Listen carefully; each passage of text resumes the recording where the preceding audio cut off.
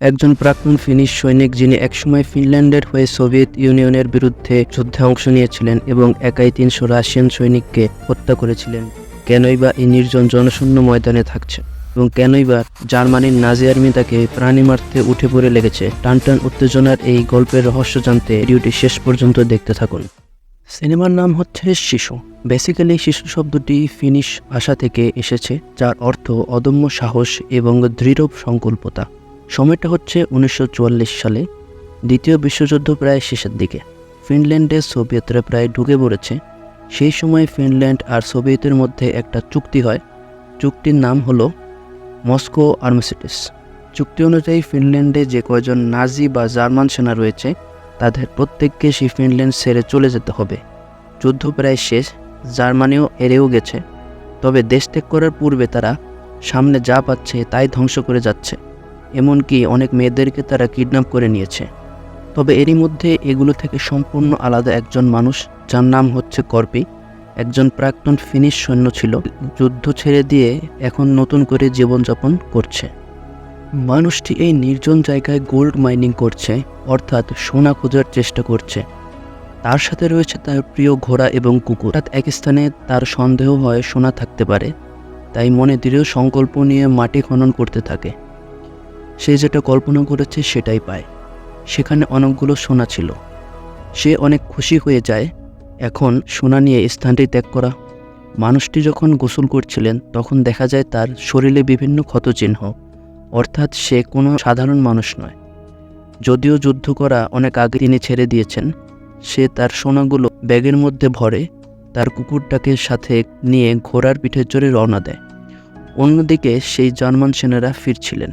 ওই যে বললাম তাদেরকে দেশ ত্যাগ করতে হবে। সেখানে একজন জার্মান অফিসার বসেছিলেন, যার নাম হচ্ছে ব্রুনো। তার চামচা উলফ। একজন ভালো স্নাইপার। কিছু ফিনিশ মেয়েদের কিডন্যাপ করে নিয়ে যাচ্ছে, যাদের উপরে নানান ধরনের অত্যাচার হচ্ছে। আর সেই মুহূর্তে তারা বৃদ্ধ ফিনিশ লোকটিকে দেখতে পায়। তার ব্যাগ ভর্তি যে সোনা রয়েছে সেটা তারা কেউ টের পায় না। যদিও তাকে বৃদ্ধ বলা ঠিক হবে না, এটা একটু পরেই জানতে পারবেন। সে যখন যাচ্ছিল জার্মান সেনারা তার দিকে তাকিয়ে হাসছিল। হাসার কারণ সৈনিকরা রাস্তায় যাদের পাচ্ছে তাদেরই মেরে ফেলছে। উলফ নামক স্নাইপার তাকে গুলি মারতে যায়, কিন্তু ব্রুনো তাকে আটকে দেয়। সবাই বুঝতে পারে যে মৃত্যুর দিকেই তো সে যাচ্ছে। তারপর আর কি, সেই মানুষটাকে তারা ছেড়ে দেয় এবং তারা নিজেদের রাস্তায় রওনা হয়। কর্পি তার ব্যাগে সোনাগুলো নিয়ে যাচ্ছে।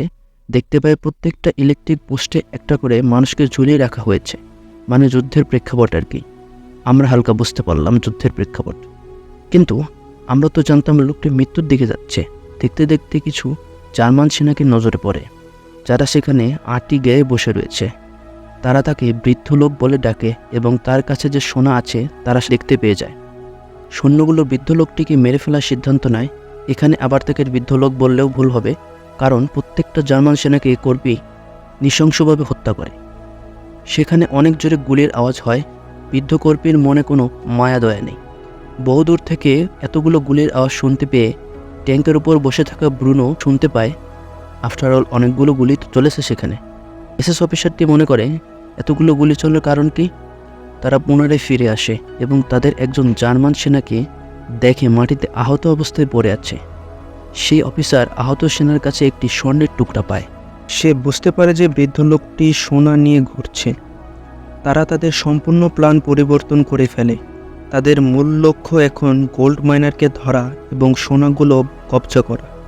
দূর থেকে দেখতে পেয়ে লোকটির উপর গুলি চালানো হয়। সেই মানুষটা পালাতে পালাতে একটা মাইন্ড ফিল্ডের মধ্যে প্রবেশ করে। সেখানে চারিদিকে মাইন্ড পোতা আছে। কর্পির প্রিয় ঘোড়াটি একটি মাইনের উপর পাড়া দিয়ে দেয়। ফলস্বরূপ সেই ঘোড়াটি ছিন্ন ভিন্ন হয়ে যায়। সেই জার্মান সৈনিকরা অনেক খুশি, কারণ বৃদ্ধ লোকটি পুরোপুরি ফেঁসে গেছে, পালাতেও তো পারবে না। তাই সেনারা হাসছে। এরপর কর্পি পড়ে যাওয়া সোনাগুলো আবার ব্যাগে ভরতে থাকে। তারা গুলি চালায় না, ভাবছে যে বৃদ্ধ লোকটি সেখান থেকে পালাবেই বা কী করে। যেমনটা বললাম, তারাও সেই ভুল করে বসে। সেই বৃদ্ধ লোকটি হাতে একটা পাথর নিয়ে একটা মাইনে আঘাত করে, যার ফলে সেই জায়গাটা ধোয়া ধোয়া হয়ে যায়। জার্মান সেনারা এলোপাথারি গুলি তো চালায়, কিন্তু কর্পি গুলিগুলো ডজ করতে করতে একটা জায়গায় লুকোয়। জার্মান সেনাগুলো জানে না মানুষটি মরেছে কিনা। অন্যদিকে ব্রুনো তো জানে যে এটা একটা মাইনফিল্ড, তাই তার সাহস হয় না নিজে গিয়ে জেনে আসার লোকটি মারা গেছে কিনা। তাই সে একজন সাধারণ সৈনিককে সেখানে যেতে বলে। কিন্তু সেই সৈনিকের ভাগ্য হলো খারাপ। একটা উড়ন্ত মাইন এসে পড়ে তার উপর, এবং তারপর কি হয় এটা জাস্ট কল্পনাই করে নিতে পারে। অর্থাৎ কর্পি নামক সেই লোকটি মাটি থেকে একটি মাইন বের করে সৈনিকের দিকে ছুঁড়ে মেরেছে। লিটারেলি সে একটা মাইনকে গ্রেনেডের মতো ব্যবহার করেছে। যাই হোক, সেই এসএস অফিসার আবারও 2 জন সৈন্যকে পাঠায়। তবে সে স্থানে এতগুলো মাইন পোতা হয়েছে যে সেই 2 জন জার্মান সেনাও বাঁচতে পারে না। মাইনের উপর পা দেওয়ার সাথে সাথে কেল্লা ফতে। জার্মান সেনারা ভয় পেয়ে গেছে যে তারা এখন এগোবে কি করে। এমন সময় তারা গাড়ির মধ্যে যে মেয়েদেরকে আটকে রেখেছিল তাদের মধ্যে 2 জনকে গাড়ি থেকে বের করে আগে হাঁটতে বলে। সেই ফিনিশ সৈন্য যার নাম হচ্ছে কর্পি, সে একজন লেজেন্ড। আসলে কে সে? কর্পির একটা ডগট্যাগ সেই এসএস অফিসার খুঁজে পায় এবং তদন্ত করে জানতে পারে এটা যেমন তেমন কোনো মানুষ না।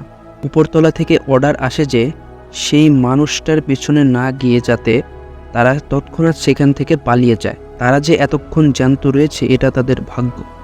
সেই মানুষটা উইন্টার ওয়ারে সোভিয়েতদের হাতে নিজের পরিবার হারিয়েছে। গল্পের শুরুতে আমরা দেখেছি তার হাতে একটা ওয়েডিং রিং রয়েছে। সে তার স্ত্রী সন্তান সবাইকে হারিয়েছে এবং তার কাছে এখন হারানোর মতো কিছু নেই। সেই বদলার আগুনে জ্বলেছে বহু সোভিয়েত সৈন্য। সে একা 300 সোভিয়েত সৈন্যকে হত্যা করেছে। তাকে বলা হয় ওয়ান ম্যান ডেথ স্কোয়াড। সে একাই একটা সৈন্য দলের সমান। তবে সেই এসএস অফিসার, তার কাছে তো এগুলো গল্পের মতো লাগে, যা দ্বারা বাচ্চাদেরকে ভয় দেখানো হয়। অন্যদিকে কর্পি সে চলতে চলতে এক স্থানে এসে পৌঁছেছে, কারণ সে আহত, তার গায়ে গুলি লেগেছে। সে সেই স্থানে বিশ্রাম নেয়। সে তার শরীর চিরে সেই গুলি বের করে। তার পুরো শরীরে ক্ষতচিহ্ন, তাই এসব ছোটোখাটো ক্ষতচিহ্ন তার কিছু যায় আসে না। জার্মান সেনারা ট্যাঙ্ক নিয়ে আবার সেখানে চলে আসে, কিন্তু কর্পি সেখানে কোনো মতো লুকিয়ে পড়ে। জার্মান সেনাদের কাছে আছে কুকুর, যেটা কর্পির ঘ্রাণ পেয়েছে। মানুষটা নিজেকে বাঁচানোর জন্য একটা ট্রাকের নিচে লুকিয়ে পড়ে। চলন্ত ট্রাক এবং সেই ট্রাকের তেলের ড্রামটা ফুটো করে দেয়, যাতে তেল তার গায়ে ছিটকে আসে। স্বাভাবিকভাবেই সেই কুকুরগুলো তেলের গন্ধে আর মানুষটির গন্ধ খুঁজে পাচ্ছে না। সৈন্যরা সেটা বুঝতে পারে। সুযোগ বুঝে তারা একটা স্থানে দাঁড়িয়ে যায়, আর মানুষটা তৎক্ষণাৎ গাড়ির নিচ থেকে বের হয়ে পালিয়ে যায়। কুকুরগুলো ধাও করে তাকে কামড়ানোর জন্য। কর্পি নিজেই গায়ে আগুন লাগিয়ে দেয় আর পার্শ্ববর্তী একটা নদীতে ঝাঁপ মারে। তবে সেই জার্মান সৈন্যরা তারা এত সহজে তো হার মানবে না। তারা বাইরে অপেক্ষা করছে মানুষটা কখন বের হবে, কারণ শ্বাস নেওয়ার জন্য তো একবার উপরে উঠতে হবে, কিন্তু কখন কোন স্থানে উঠবে সেটা বোঝা তো মুশকিল। সেই কারণে ব্রুনো কিছু সৈন্যকে পাঠায় সেখানে মানুষটাকে ধরার জন্য। তবে সেই বৃদ্ধ লোকটির কথা তো আগেই বললাম, সে যেমন রুথলেস তেমন কমব্যাট ট্রেনিং নেওয়া। কিভাবে কখন সার্ভাইভ করতে হবে সে তা জানে। একটা জার্মান সেনাকে ধরে তার গলা কেটে হাওয়া টানতে থাকে, যাতে তাকে পানির উপরে গিয়ে শ্বাস নিতে না হয়। 2 জন জার্মান সেনাকে সে হত্যা করে ফেলেছে এবং তৃতীয় মানুষটি যে নৌকা চালাচ্ছিল সে প্রচণ্ড ভয় পেয়ে যায়। তার হাতে রাস্তা নেই যে সে কি করবে, তাই পালানোর চেষ্টা করতে থাকে। অন্যদিকে এসএস অফিসার, তার কাছে পালানো মানে হচ্ছে মৃত্যু। গুলি করে তাকে হত্যা করে ফেলে। ঠিক তখনই সেই মানুষটি অর্থাৎ কর্পি পালানোর সুযোগ পেয়ে যায়। লাশটাকে ঢাল বানিয়ে সে পালাতে থাকে। অন্যদিকে উলফ, সে ক্লান্ত এইসব ইঁদুর বিড়ালের খেলা দেখে ট্যাঙ্কে থাকা রিলোড করা মেশিন গানটা চালাতে থাকে কর্পির দিকে। সেই গুলিতে সেই মৃত জার্মান সেনার লাশটা ছিন্নভিন্ন হয়ে যায়। তবে বৃদ্ধ লোকটি সেখান থেকে পালাতে সক্ষম হয়। দুর্ভাগ্যবশত কর্পির পোষা যেই কুকুরটা ছিল সেটা জার্মানরা ধরে ফেলে। ব্রুনো এখন জানে যে তাকে কি করতে হবে। দিকে মানুষটি চলতে চলতে নিজের শহরে গিয়ে পৌঁছায়, কিন্তু শহরের আর কোনো অস্তিত্ব নেই। যেমনটা বললাম, ফেরার পথে জার্মানরা সব কিছু ধ্বংস করে দিয়েছে, কোনো কিছুর চিহ্ন রাখেনি। অপরদিকে রাত অনেক হয়েছে, মানুষটা অনেক আহত, তার বিশ্রামও তো প্রয়োজন। সে একটা ফিউল পাম্পের কাছে এসে বিশ্রাম নেবে বলে প্ল্যান করে। তখনই সে তার কুকুরের আওয়াজ শুনতে পায়। তার কুকুরটা আবারও ফিরে এসেছে। তার গায়ে একটা ডাইনামাইট লাগানো আছে। তবে ব্রুনো এই কাজটা করেছে অবশ্যই। কর্পি সময় মতো সে ডাইনামাইট বের করে ফেলে, করে সেখান থেকে ছুঁড়ে মারে। কুকুরটা জানে তো বেঁচে যায়, কিন্তু সেই মানুষটা জার্মান সেনাদের হাতে ধরা পড়ে যায়। অফিসার ব্রুনো ফাইনালি অনেক খুশি, কারণ সেই মানুষটাকে সে ধরতে পেরেছে। ব্রুনো সেই ডগট্যাগের গল্পের কথা মনে করে এবং হাসতে থাকে, আর কর্পিকে বলে, তুমি নাকি অমর, তোমাকে নাকি সহজে মারা যায় না। দেখা যাক। তারা তখন কর্পিকে ঝুলিয়ে ফাঁসি দিয়ে দেয়। তারা মানুষটির সব সোনাগুলো নিয়ে নিয়েছে, আর কর্পির পকেটে একটি সোনার টুকরো খুঁজে দেয় যে থাকো, একটা সোনার টুকরো নিয়ে নাও, অক্টোবর তো মরেই যাবে। তবে এখানে একটা জিনিস জানার আছে যে এই জার্মান সৈন্যরা যাদের কাজ হচ্ছে এই মুহূর্তে দেশ ত্যাগ করা, তারা পুনরায় কেন শোনার জন্য আসলো? রিজনটা খুবই সিম্পল। এই নাজি সৈন্যদের কোথাও মেনে নেওয়া হবে না, তারা যেখানেই যাবে সেখানেই তাদের হত্যা করা হবে, দেশে ফিরলে ফাঁসি দেওয়া হবে। এখন বাঁচাতে পারে কেবল এই সোনা।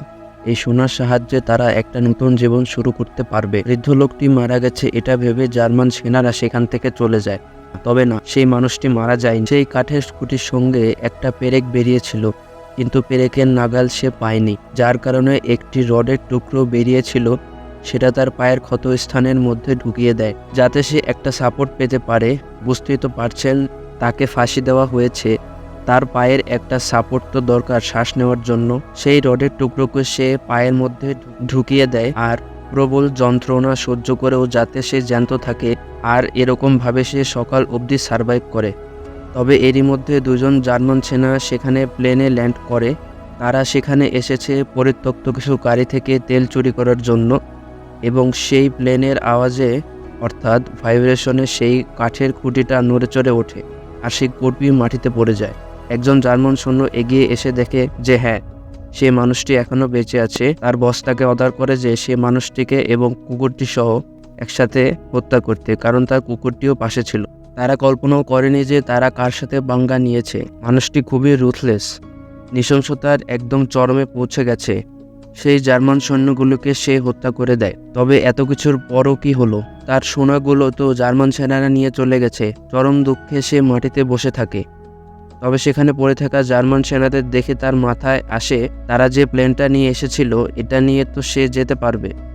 যাওয়ার আগে সে তার ক্ষতস্থানগুলোর চিকিৎসা করায়। ক্ষতস্থানগুলো তো সে নিজে হাতে সেলাই করে। একজন জার্মান সেনা যে সেখানে পড়েছিল সে দৃশ্যটা দেখে ভয় পেয়ে যায়। একটা মানুষ এমন হয় কি করে? তার কি কোনো ব্যথা যন্ত্রণা কিচ্ছু নেই? তারপর সেই বৃদ্ধ লোকটি জার্মান প্লেনটি নিয়ে সেখান থেকে পালিয়ে যায়। ওইদিকে জার্মানরা প্রস্তুতি নিচ্ছে, তাদের জন্য নাকি একটা স্থানে প্লেন রয়েছে যেটাতে করে তারা এই স্থান ত্যাগ করে পালিয়ে যাবে। পরে সেই মুহূর্তে একটা প্লেন তাদের সামনে ক্র্যাশ হয়ে যায়। এটা হচ্ছে সেই প্লেনটা যেটা কর্পি চালাচ্ছিল। উলফ সেই প্লেনটা চেক করতে গিয়ে দেখে সেখানে একজন জার্মান পাইলট মৃত পড়ে আছে। তার গলায় একটি দড়ি রয়েছে, যেই দড়ি দিয়ে সে বৃদ্ধ লোকটিকে ফাঁসিতে ঝুলিয়েছিল। এই দৃশ্য দেখে উলফ একদম ভয় পেয়ে যায়। বৃদ্ধ লোকটি এখনো বেঁচে আছে, না হলে দড়িটাই বা এখানে আসলো কি করে? সেই এসএস অফিসার ব্রুনো সে এবার বুঝে গেছে। সে তার সেনাদের অর্ডার দেয়, কোথাও দাঁড়ানোর দরকার নেই, তৎক্ষণাৎ এখান থেকে পালাতে হবে। অন্যদিকে জার্মানদের কাছে বন্দী হয়ে থাকা সেই ফিনিশ মেয়েগুলো, তাদের মুখে এখন হাসি ফুটেছে, কারণ লেজেন্ডের গল্প, যাকে সবাই কোষেই বলে ডাকে, এই গল্প তারাও জানে। সেই মানুষটাকে কেউ মারতে পারবে না, কারণ সে মরতে চায় না। সেই লেজেন্ড সেখানে চলে আসে এবং ট্রাকের মধ্যে থাকা সৈন্যগুলোকে হত্যা করে ফেলে। সে প্রত্যেকটা বন্দি মেয়েকে মুক্ত করে তাদের হাতে বন্দুক ধরিয়ে দেয়।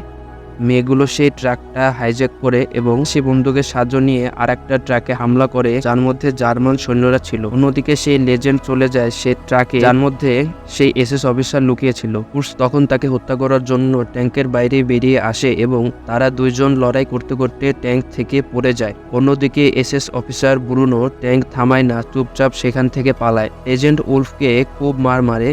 এদিকে দুইজন জার্মান সৈন্য তাদের কাছে পৌঁছে গেছে, কিন্তু তারা লেজেন্ডকে দেখে কোনো রকম গুলি চালায় না। তাদের গাড়ি ফেলে ভয়তে সেখান থেকে পালিয়ে যায়। সেই লেজেন্ড কিন্তু উলফকে হত্যা করে না, বরং সেই মেয়েদের হাতে তুলে দেয়, কারণ গল্পের শুরুতেই দেখিয়েছে উলফ সেই মেয়েদের উপর কি পরিমাণ নির্যাতন করে, আর এখন সেটারই প্রতিশোধ নেবার পালা। এদিকে লেজেন্ড সেই পড়ে থাকা বাইকটাকে নিয়ে রওনা হয় ব্রুনোকে ধরবে বলে। ব্রুনো এবং তার একজন সৈন্যকে নিয়ে সেই গন্তব্যস্থলে পৌঁছায়, যেখানে একজন পাইলট তাদের জন্য অপেক্ষা করছিল। সেই প্লেনটা নিয়ে দাঁড়িয়ে রয়েছে। প্লেনে মাত্র দুজনই চড়তে পারবে, তাই ব্রুনো নিজেই সৈন্যকে হত্যা করে দেয় এবং তারা সেই প্লেনটা নিয়ে সেখান থেকে পালায়। তবে প্লেনটা টেক অফ করবে, তবে সেই মুহূর্তে সেই লেজেন্ড বাইকটায় জোরে সেখানে চলে আসে এবং এলোপাথারি কিছু গুলি চালায় এবং তার অস্ত্রটা সেই প্লেনের গায়ে মারে যাতে সে প্লেনের সাথে আটকে থাকে। এই এলোপাথারি গুলি চালানোতে প্লেনের পাইলট আহত হয়েছে। তবে এসএস অফিসার তাকে আদেশ দেয় যেভাবেই হোক প্লেনটাকে উড়িয়ে নিয়ে যেতে, পাইলটকে এখন মরলে চলবে না। অন্যদিকে লেজেন্ড সে প্লেনের মধ্যে প্রবেশ করেছে। অফিসার ব্রুনো এখন তাকে দেখে ক্লান্ত, সেই মানুষটা এখনও মরছে না কেন? সে লেজেন্ডকে খুব মারে, অ্যাকচুয়ালি সে হাঁপিয়ে গিয়েছে। এত চেষ্টার পরেও মানুষটি মরেনি। তবে মানুষটা অনেক স্মার্টও ছিল। সে ব্রুনোর হাতে থাকা সেই হুকটাকে প্লেনের মধ্যে উপস্থিত থাকা বমের সাথে আটকে দেয় এবং সেই বমটাকে ডিট্যাচ করে দেয় এবং ব্রুনো সেই বমটার সাথে প্লেনের বাইরে পড়ে। অবশ্যই অফিসার ব্রুনো মারা যান। এখন ব্যাপার হচ্ছে পাইলট। সেই প্লেনের পাইলট তো মারা গেছে, প্লেন কন্ট্রোলের বাইরে চলে গেছে এবং সেটা সরাসরি মাটিতে ক্র্যাশ করছে। একটা উপায় বের করে, একদিকে নিজেকে বেঁধে আঁটোসাঁটো হয়ে প্লেন ক্র্যাশ হওয়ার পরেও সার্ভাইভ করে। তবে যে কোনো মানুষ মারা যাবে এরকম পরিস্থিতি, তাকে দেখা যায় একটা কাদামাটির ভেতর থেকে সময় মতো সে সেই স্থানে জাম করে ফেলেছিল। আপাতত এই কারণগুলোই গল্পের সাথে, যেমন কাউকে মেরে ফেলা কঠিন হলেও মানুষ তো অমর হতে পারে না। সে যুদ্ধে ধ্বংস হওয়া একটি শহরে গিয়ে পৌঁছায় এবং সরাসরি চলে যায় একটি ব্যাংকে। নিজের ব্যাগটা বের করে একটার পর একটা সোনাগুলো ফেলতে থাকে এবং গোটা সিনেমায় প্রথমবারের মতো সে কথা বলে। এক্স্যাক্টলি সিনেমার শুরু থেকে এই পর্যন্ত সে সিঙ্গেল একটা ওয়ার্ডও বলবে না। ফাইনালি কাউন্টারে গিয়ে সে কথা বলে। সে বলে যে এই সোনাগুলোর পরিবর্তে নোট চাই, বড় নোট, কারণ একগুচ্ছ ছোট ছোট নোট বহন করাও তো কত কঠিন, তাই না?